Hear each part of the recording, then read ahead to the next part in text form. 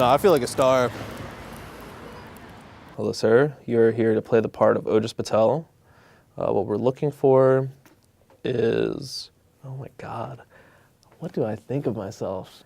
You need to be devilishly handsome. You need to neurotically adjust your clothing, picking at where your shirt is tucked, fiddling with your hair, with everything that seems like it's not perfect at the time. There's always got to be something, some very specific thing that you're avoiding doing because it's bad for you. Dude's got to have jokes. You got to have jokes. You need to be a banging cook. I laugh really loud. I have a really haughty laugh. And I'll reiterate, gotta be devilishly handsome. Part of the challenge of being an Indian in America is that I can't take much about myself for granted in how I relate to the rest of American culture. Given that American is predominantly a white culture, Indian culture sits in that, is always a little bit other. I mean, it's evident in the color of my skin. It's evident in the sounds of my language, even my name. So this is kind of a sensitive thing for me. I'm pretty laid back. Generally, I don't get offended by a lot of things. No, that's not true. But most of the time I shut up about it. But when it comes to my name and when it comes to being compared in likeness to other brown people, these are two very sensitive things for me and things that I don't tolerate, things that I speak up about. Ojas? Am I saying that right? Ojas? Oh my God, it's Saeed! Saeed from Lost, but he is, one, Iraqi, and two, please don't call me that. If I'm at a party and people will be like, yo, you're cool. You're like Kumar from Harold and Kumar. I'm like, okay, cool. I'm glad you have a schema for cool Indians. You're like that other brown guy I know. If I had to pick a character in TV that most closely associates me, it'd probably be SpongeBob.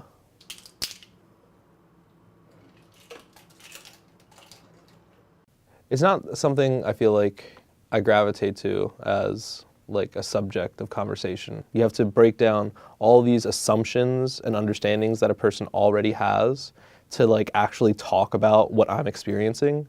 And often it's an exhausting conversation where I don't even really get to talk about what I initially wanted to talk about. There was this this joke in Bubble Boy. There's a scene where these kids are like running after an ice cream truck, but it's not just an ice cream truck, it's an ice cream and curry truck. And there are children running behind with the dollar bill waving, and they're like, ice cream, ice cream, ice cream. And then the camera pans over, and there's just like an Indian kid wearing a turban, waving a dollar bill, and he's like, cootie! I mean, that was a very formative experience I had in terms of my relationship to media. My first problem with it was like, we don't call anything curry. That's just for white people. White people call it curry. For us, it's just food. I don't know. The effect it had on me was like, oh, okay, this joke is not for me. It uses the stereotypes of Indians and what white people would know about Indians to make a joke about Indians for other white people. This is the world that I'm living in culturally, where American TV and movies are not concerned with getting my cultural experience right.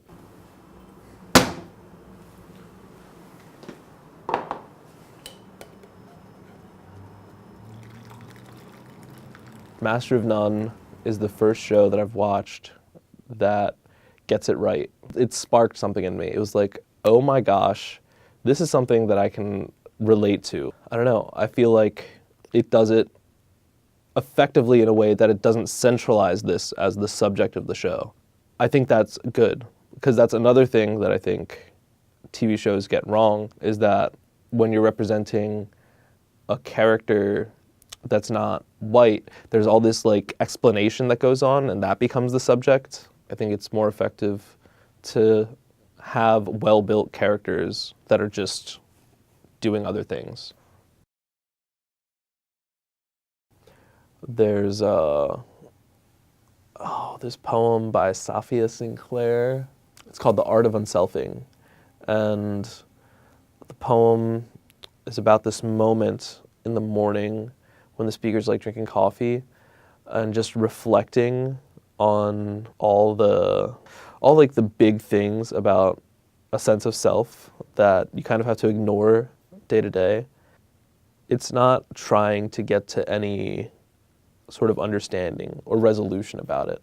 It dwells in the conflict of being between two cultures. I think it's not particular to an Indian voice at all.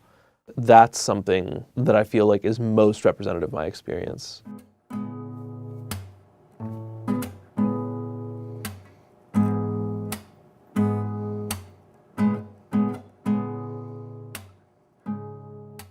The writers and books that inspire me change as I go. Pretty much every time I read something new that shakes me, my own writing style changes. I read Beloved by Toni Morrison, and her treatment of the supernatural and the way she uses it to talk about love and loss, I feel like opened up a whole new toolkit for me to think about my own love, my own loss, and my own writing.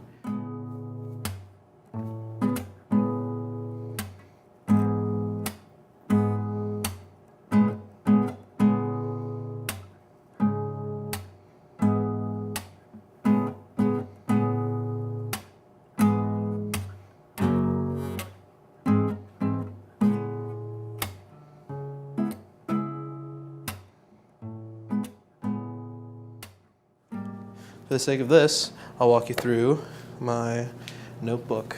So this notebook has been with me for quite some time.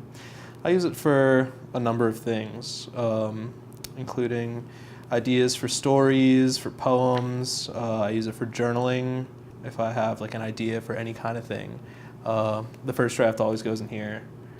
Writing is important to me because it's a way of keeping track of the places my mind goes. There's always some kind of insight or truth to be gleaned from it.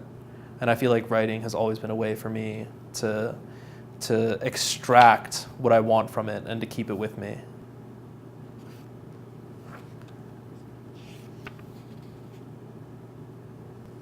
Wow. It's pretty weird going through it. Old patterns of writing and thinking. Do we live in a culture of delusions, or does culture behave like a delusion? Just have here in caps, resist the technological imperative.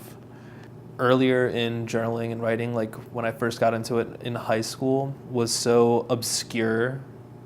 There was no goal at all to make it commensurable in any way, to make it accessible to any type of readers, because I didn't even want to understand what I was writing. But as I grew, I realized that the process of writing was a way for me to figure out what was going on within myself. I became much more careful about how I crafted my thoughts and emotions into words, so I could be careful about what I thought about myself, because certainly my writing has played a significant role in my impression of myself.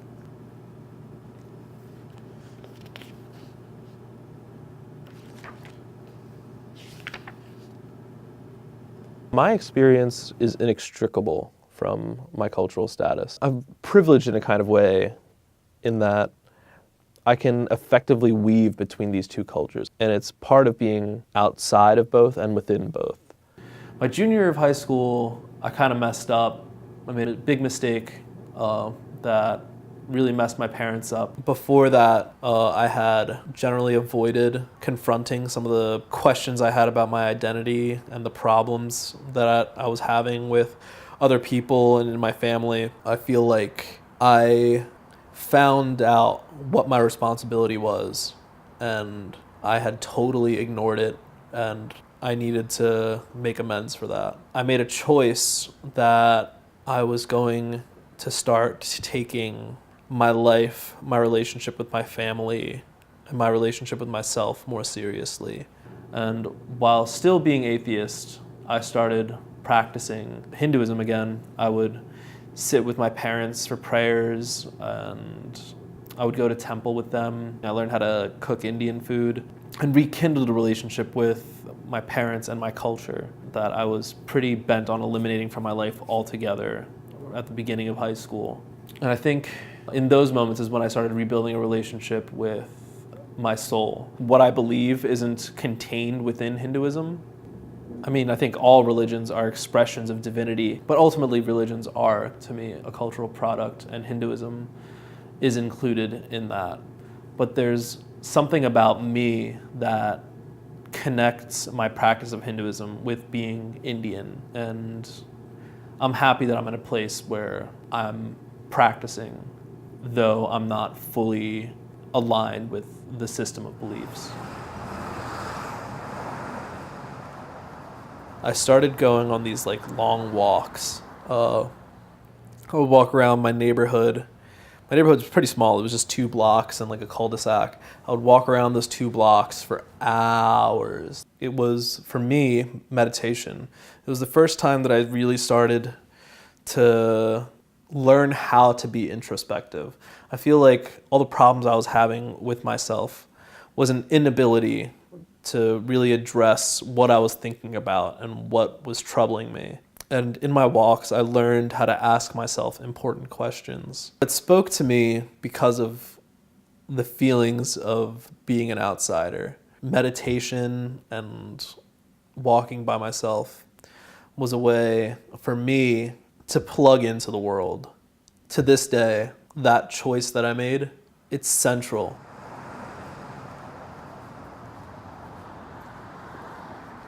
Being an outsider now feels like not only a result of the experiences that I've had throughout my life, but also a choice.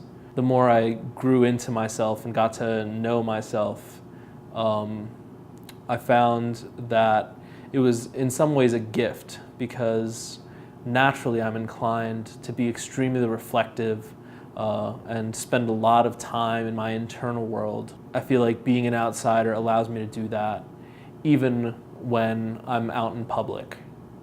It gives me license to be as weird as I am when I'm just out in the world.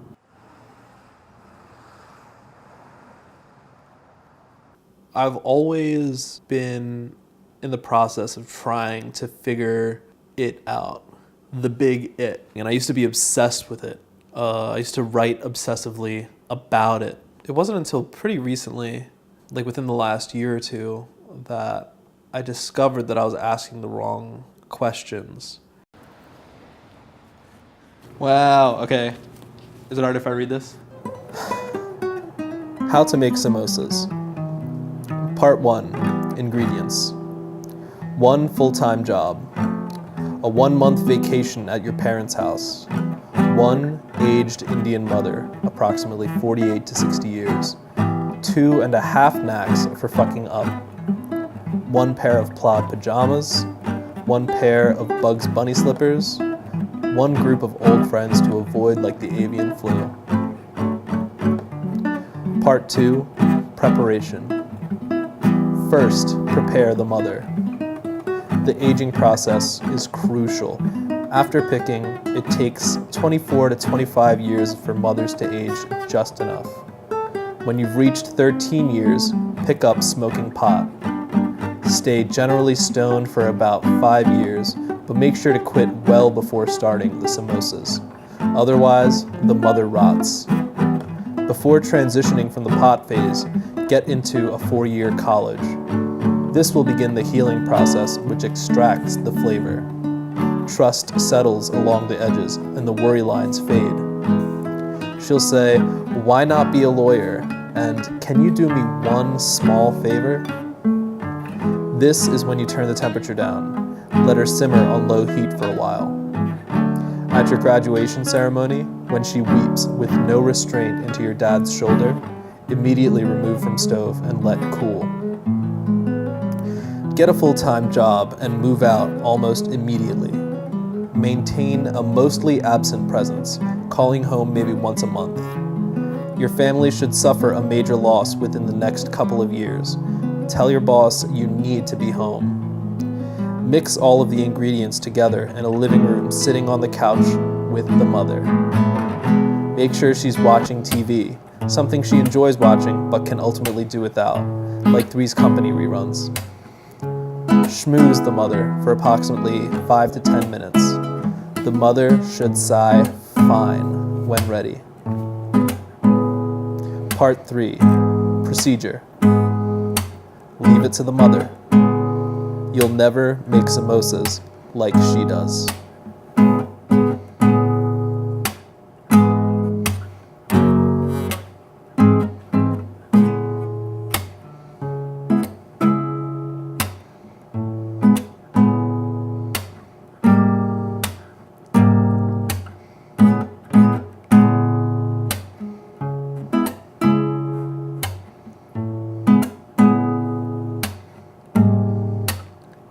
Ooh, that's fucking dirty.